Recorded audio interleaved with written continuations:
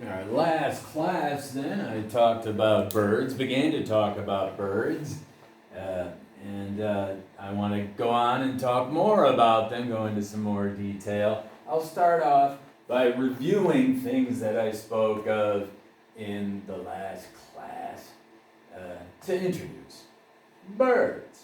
We'll go back in time. Aves, that's Latin for birds.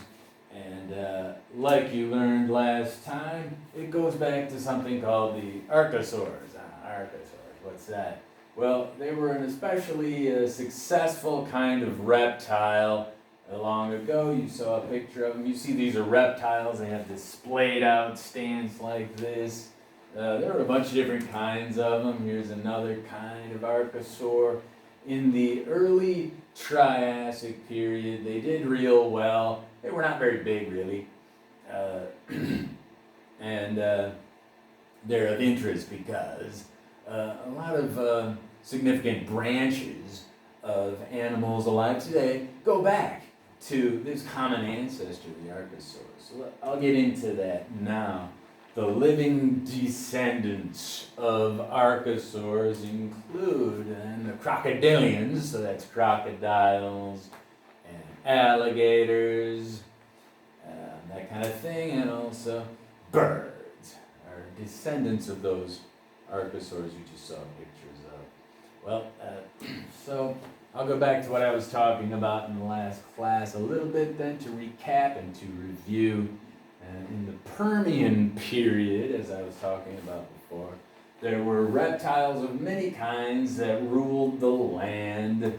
And actually in the Permian, there were almost certainly many, many more kinds of reptiles alive then than there are today. They were the kings on land in the Permian period. Well, then came the biggest mass extinction ever, and you'll remember I talked about that. That was what is sometimes called the Great Dying, also known as the End Permian extinction. The Great Dying, scary. That Great Dying that almost nobody knows about. It's not famous at all. Maybe it's because it happened so long ago, 250 million years ago, or in other words, 250 million years ago. That's a long time ago. That's going back to before the dinosaurs, anything that people are familiar with. They say about 95% of all species died off. So it was really serious, kind of scary. All life almost vanished from planet Earth. Wow, maybe life is tougher than that, but I mean, it was pretty close. So anyway, then things started all over again.